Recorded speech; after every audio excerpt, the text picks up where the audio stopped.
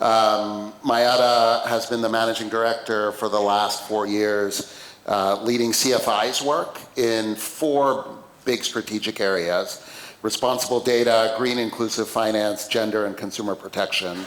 I feel sort of privileged that I have the pleasure of working with you as you were defining those areas, so it's been amazing to watch that evolve, and is now acting as a strategic advisor. Mayada began her career in nonprofits across a whole range of spaces, establishing inclusive financial institutions in the Palestinian territories, Bosnia and Herzegovina, Croatia, and Kosovo. She worked for a decade at CGAP, part of the CGAP family, first in its Paris office, managing donor investor relations, and then in Washington, where she led its strategy development and research on women's financial inclusion and financial services in crises. And I personally can't tell you how much I've learned from her over the years on this topic. So welcome, Mayada. Is it ready? Okay, thank you so much, great. Well, good morning, everybody. So I'm not gonna actually lecture or say anything. What I'm gonna do is I'm gonna facilitate a conversation about the future. I loved this banter that we just had, which already recounted a little bit about what we did yesterday. I'll do a little bit of that myself before I switch and start to ask you guys where we should be prioritizing the focus of RFF and our collaboration together. So I think the theme of yesterday was really trust. We talked a lot about trust, and we talked about all of the different things that have been happening that have been eroding trust for consumers. And then we spent a lot of time talking about, well, what would it take to actually build up an ecosystem? And I think CGAP shared their approach, which is a framework that we should be considering around how do we actually think about the responsible digital ecosystem framework moving forward with the 3 C's, this idea of customer centricity, capability, and collaboration. I thought it was an interesting framework for us to consider moving forward. We spent most of yesterday really talking about what RFF has been doing, which is what we did, what we've done in the last year, which is we spent a lot of time with these working groups, looking at AI, looking at recourse, looking at digital credit. And then one of the things that I found inspiring about yesterday, I know, Payal, you said you were more concerned, but I actually found some of the solutions that came out of some of the conversations yesterday quite inspiring. So for example, I think it was GSMA that talked about, experimenting with tokenization to prevent some of the abuses that women have experienced when they give out their phone number. The soup tech solutions that we heard, the Bob from the Philippines is interesting. Ghana is doing the same. This data that is becoming available when central banks are actually monitoring complaints, and it's opening up all these opportunities for central banks to actually do something. That they now have the data to respond. I heard a lot of conversations yesterday around collaboration, and that's very inspiring to me, this kind of willingness to actually collaborate and do something together. There's a few quotes that I took away that I found were really interesting. I think Alex said, "Consent is broken." So, yeah. Another quote that I loved was, I think it was not in the room, outside the room. I think it was Patrick from Malawi who said, "Responsible finance is modern finance." Like, that's what we we don't have to define responsible finance as was that right? I think he said that, yeah. It's the way of the world moving forward. We can't be thinking about digital finance without thinking about responsible finance. That's what he was saying, and I thought that was really valuable. I heard somebody during the gender panel, which was incredible. I think it was Chetna who said, "Women don't need to be educated, bankers need to be educated." So these were some of the tidbits, the quotes from yesterday that I found really inspiring.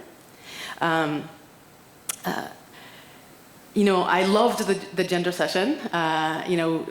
We talked about the working groups, but then the gender session actually also, I thought, humanized kind of the challenges ahead for us, which is this idea of how do we actually meet customers where they are? How do we find solutions that deal with their capabilities, that deal with the specific constraints that they face, whether they're norms constraints or whether they're capability constraints.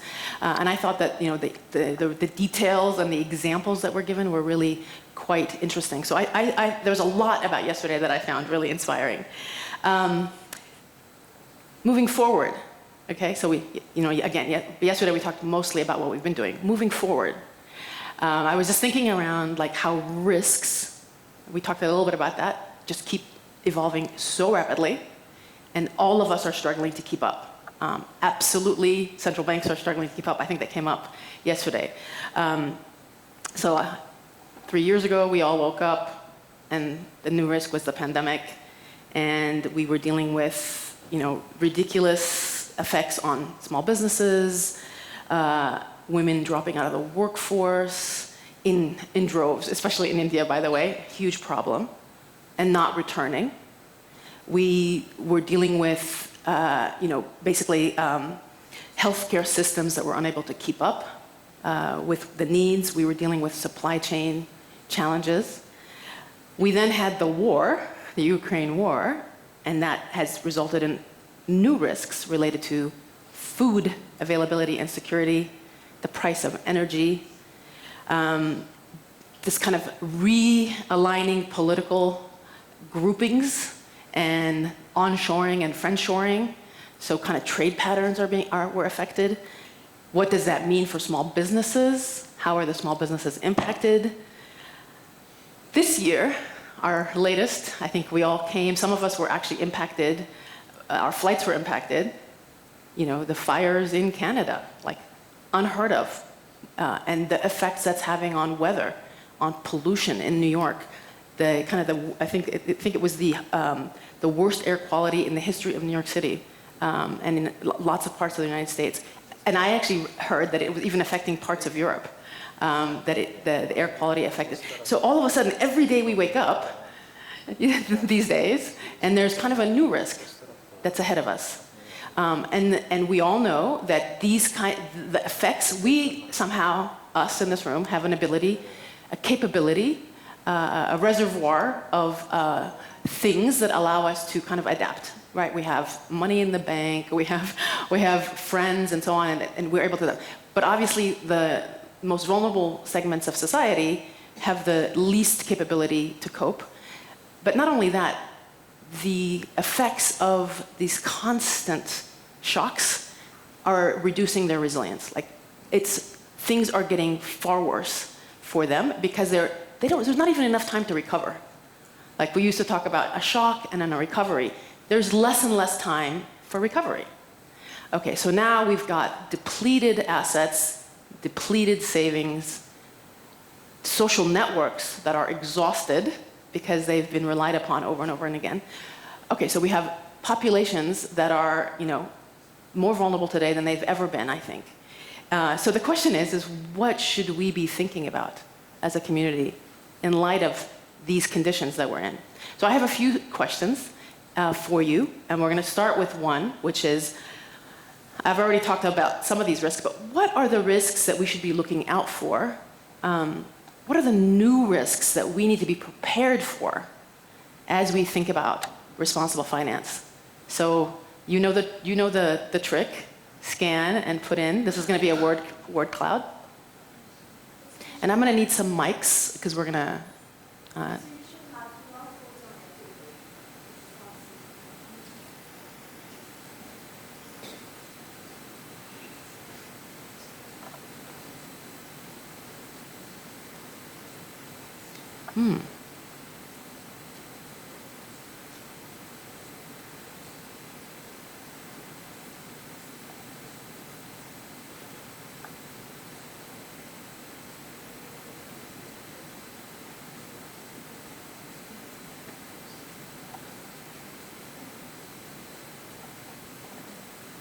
So climate seems to be one of the biggest, but fraud is up there, cyber is up there, deep fakes, that's great. All right, as it continues to populate, I'd like someone who selected climate, I'd like you to say, I know we have a session on it. I know we've been talking about it. It's a huge issue that we're all very concerned about and we're all living through individually. But who wrote climate? Yeah, can you tell me why do you think that's one of the biggest risks and what exactly, is there a mic that we can get? Hi, good morning, everybody. Yeah, I feel why climate change, global warming, flooding, and drought, all these are affecting the food production, and it's affecting the food security and the people living conditions. 1.5 degree rise in the temperature Yeah. is can create havoc. Yeah. Yeah, no, absolutely. So I'll take the mic. Yeah, no, climate is existential for all of us, but then it's like it's the ripple effects on food and all these other issues. Yes, Thanks please. a lot. So I'm Sumita Kaya from Indicus Foundation. We've been working on financial inclusion for like zillions of years. But the issues of climate which are affecting household vulnerabilities, what we were talking Payal about, is there are silos. The climate people, the green people are separate, and the financial inclusion people are separate. We don't realize that we are actually need to integrate the two. So this is something that we're going to be starting to work on. We've already started working on at Indicus, is to kind of bring people together and understand that the vulnerabilities that households face excess of what we've already discussed over the last 2 days. Right? So women, like for instance, are already on the radar, but specific segments, specific occupations, specific livelihoods are going to be affected even more. So there's already work happening in India. For instance, Seva, which seems to be the forefront of everything, they've got insurance products done for their cooperative, for their women. But there's lots more that needs to come up on the surface for everyone, for policy, for industry, and for people to understand that yes, it's hot. India's a hot country. I'm suffering, but this is worse than before, and it's going to get worse. Right. Yeah, no, thank you so much. Yeah, so climate is, and we have a whole session that Peter is going to facilitate, so it's such a huge topic. It's so important, and for all the reasons that you've said, and I think we haven't gotten into it in the granularity that we need to get into it. Like you said, there are certain professions that are really going to get impacted, and we need to understand those. So we need to be looking at it beyond just, it gets hot, there are droughts, but it's kind of like, well, what does that mean for, this kind of worker, and so on. All right. Okay, curious, ADHAR is listed as a risk. I need someone to talk about that. Who wrote ADHAR is a risk and that we should be monitoring? And I'm assuming you mean digital IDs with biometric IDs, not just Indian the ADHAR system. Who put that in? You can't be shy.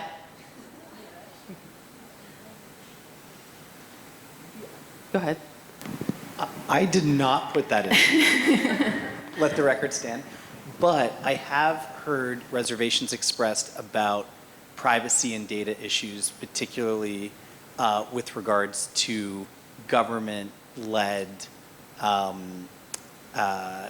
digital stack efforts. And so there's been a lot of discussion and a huge amount of policy attention and investment in digital public infrastructure, but perhaps there's been inadequate consideration of privacy and trust risks that we're asking citizens to forego in these schemes. Yeah, please. So we need to look at both the opportunity that digital public infrastructure, creates, but then the risks that have not been looked at close enough. It's Bob. It's an enormous, valuable thing to have this digital identity. We have to remember, both in the United States and in the UK, we don't even have a national ID card. There's no national identity card. Right. The only number you have is the Social Security pension number, which is not a secure ID for anything. So the only thing, people can show up with driver's license, but we have 50 of them, more than that in the US. Right? Every state issues everything. So some countries are so wary, including the US and the UK, of a nationally controlled ID that we've never had one. And most people don't have a passport. So I'm assuming that the people who put surveillance probably had the same idea. Who put surveillance? Yeah. Oh, but go ahead if you want to say something about it. You raised your hand, so. Not that I added surveillance. So hi, my name is Arshi. I work with Microsafe Consulting. I lead the customer protection and responsible finance vertical. I feel one of the risks that we will have will be around skill gap. Oh. With so much of impetus on, machine learning, artificial intelligence, and look at when we started the journey of digital. There's so much of gap that still needs to be filled. So once we are there, we are moving gradually towards, not gradually, but very rapidly towards machine learning. And I think this is something that all the countries will have to think about, because the ones at the bottom rungs of the society will again get excluded in terms of job, knowledge, education, and I think that will take a long time for that gap to be filled. Yeah, and then up here, I think there's people with unemployment, which is somewhat related to that idea. Anybody else who would like to? You have a mic. Yes. What I have put first category of the risk is inequality. Inequality. Yeah. What has happened that massive amount of currency printing happened across the globe, but it ended up in the upper 5% cream of the society, and it just inflated the stock market or that's thing. What intended idea was to help poorest of the poor or middle income poor so that they cope up with this lockdowns and the economic crisis. But it reversed has happened. We have booming luxury car market, but there is a massive slowdown in affordable housing. So these kind of results are now very visible of this wrong probably policy initiative are the way we looked at those crises and the way we plan reach out to the public at large. So inequality, a huge issue that's, yeah. But you were talking about individuals and depleted assets and depleted resilience.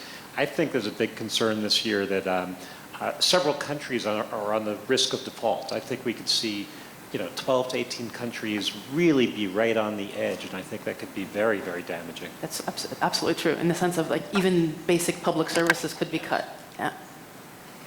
Good morning. I'm Ineke Prinsloo. I speak from experience and real life situations that occurred, and let's call it unintentional consequences of solutions. Right. And maybe to add to what the gentleman had said, it's great to have something like the biometric solution, but where there are vulnerable individuals, say for instance an older person that has to collect a pension, they become vulnerable because somebody forces them to go and give the fingerprint and then take the money. So it's great to have that, but and I'm sure you can't cater for everything, but I think in everything that we're finding a solution, in the collaboration, look at what's a possible unintended consequence, or build a solution that can redirect, should that become clear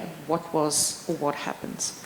Okay, so these are all great. I'm loving the kind of the ideas that are coming through.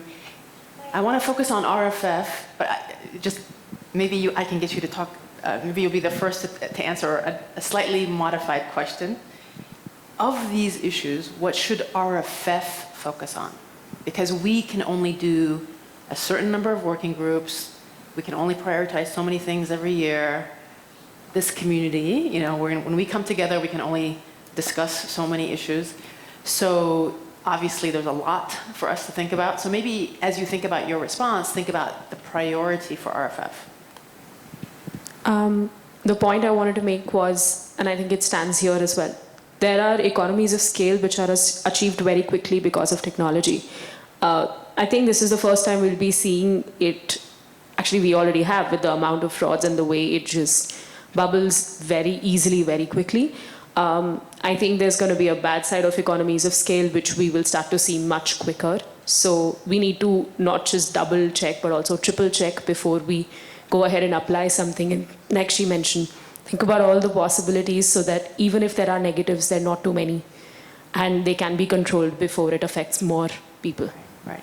Yeah, I think what I'm hearing from both of you, and I think RFF does this, which is we look at every innovation or solution or opportunity fully, and actually try to anticipate some of the negative, unintended consequences. So I think that's the approach that RFF will take, has taken, and will continue to take. But then topic-wise, what do we have to select, let's just say 3 things for next year.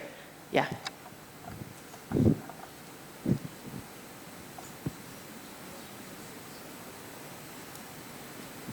Like one of the things that was mentioned, I am Nitin, one of the things that was mentioned was inequality. I think that is something where we as a group can act because like with this whole development on the AI side and data side, how do we use that to actually work against the inequality that it might create? And that is something that I think as a group, we are racing against people with a lot of money, that's for sure, because there's more money going in creating this inequality, that's for sure. Okay? But how do we race against that? How do we create solutions that use this for actually removing the inequality? Okay, so great suggestion, which is the priority should be inequality. Maybe we shouldn't be like, it could be ID systems, it could be whatever. It could be like climate solutions, but then focus on inequality. There's a bunch of hands. Do you want to? Thank you. So I was going to say informality. So over the last couple of decades, we've seen growing informality in labor markets, and traditionally a lot of social protection, financial inclusion happened through employers, through government programs, but in emerging markets, we're seeing growing informality. So then that makes us wonder, where does social protection come from in the future? Who is responsible for it? And if the governments are slowly sort of encouraging informality in these economies, then what are alternatives to providing these forms of inclusion and social protection to low-income communities? Interesting. So looking at informality or looking at social protection? Or informality in labor markets, and what does that mean for social protection? Okay. Yeah. I think there was a, yes, do you want to just hand it over? And then over here.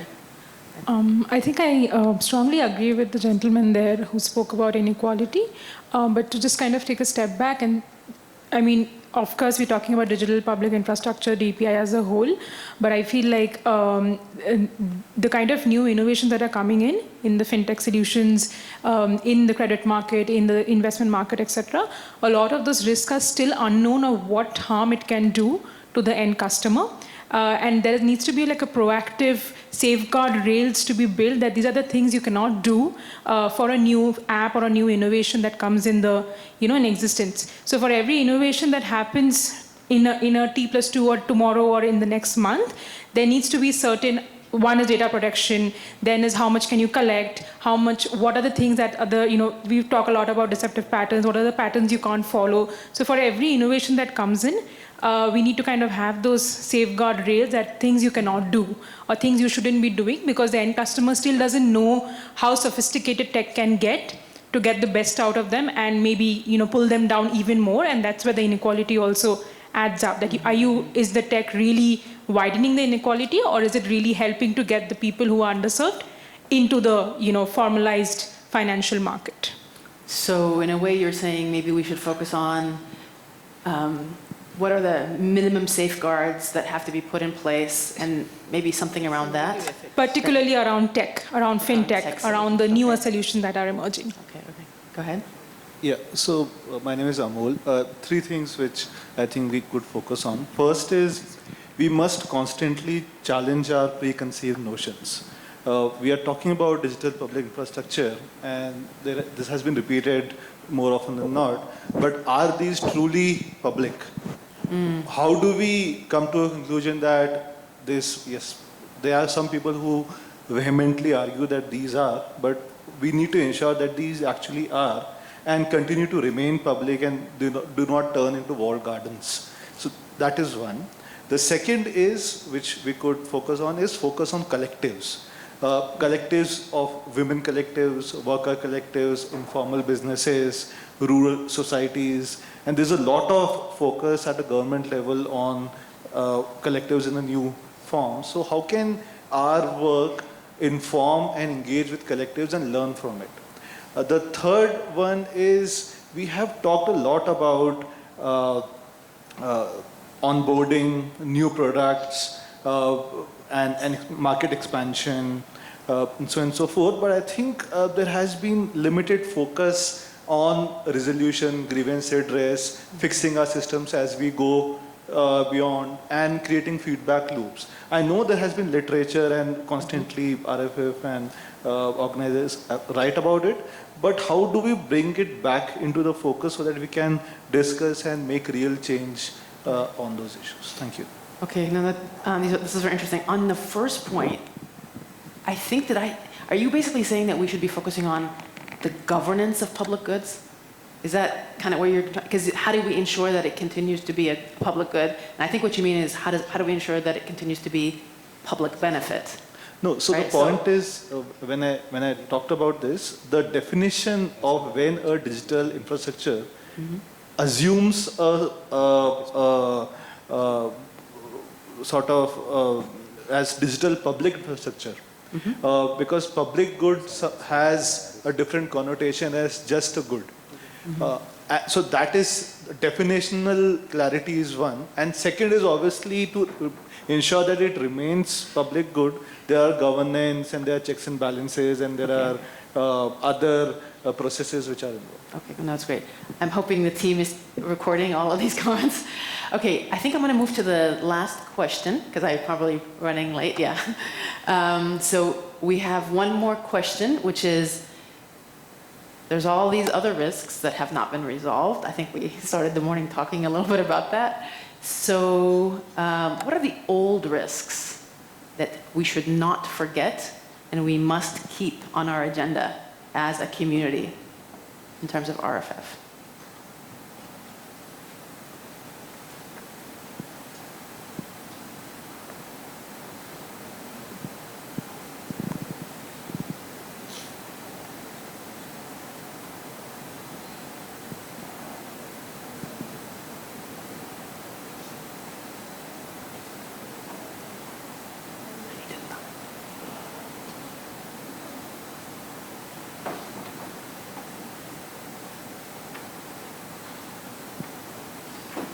Tiebreakers?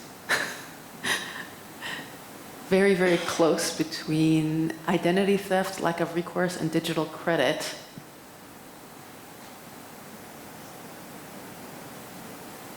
Slight edge. No, it's exactly. Come on, tiebreakers. Interesting. Okay, so identity theft is no. Okay.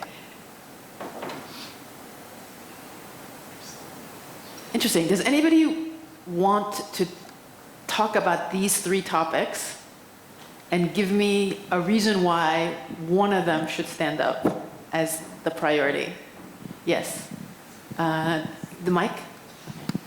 Thank you. I agree that they're probably very close, so I'm not surprised to see that.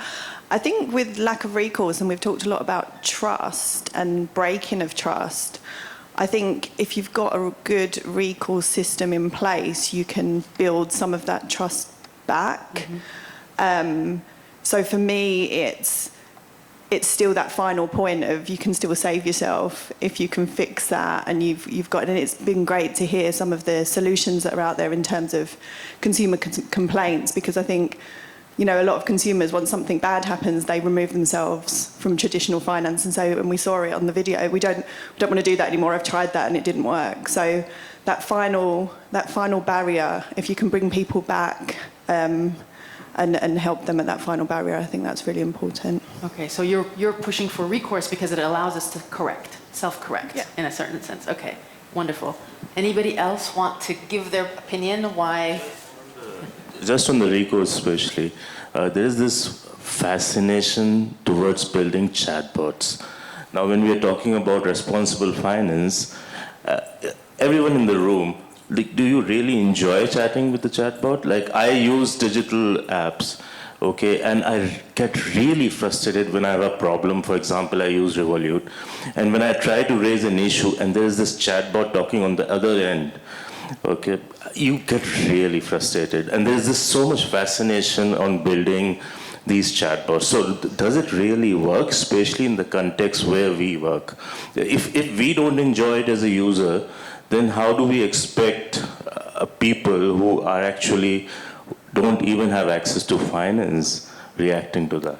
Okay, so you're lobbying that when we focus on recourse, we not just narrow it to chatbots, that we're think more widely and look for adapted solutions for the capabilities of the consumers we're talking about. Okay, Harald. Gerard Kutsia, I'm looking at this and I don't want to identify lack of recourse or identity theft or digital credit as something I want to speak to. I actually think that something lies behind this that we sort of lose in generalizations, and that is lack of recourse. Who have a lack of recourse? And if we can segment that market, and we will probably find that the poor and the excluded and vulnerable women don't have recourse. So we need far more specific solutions for these old problems than just a general reaction to lack of recourse. The same with identity theft and all the others. Is going the next layer and really understand who are struggling with this. And Nitin can be one of them. We know it's Nitin. He can, on the chatbot stuff, we will say, oh, this is the guy struggling with it. He's a segment all on his own? Okay. I think I have to wrap up, right? Okay, so sorry, guys. But we can talk more at the coffee break if you have other ideas. So all of this input is going to go into, we have an RFF advisory meeting at the end where we're going to be talking about the new working groups and what are the priorities. So this is incredibly useful feedback for the group that's going to be meeting to discuss the future of RFF. Thank you all very much, and I'm going to hand it over to you, Karthik.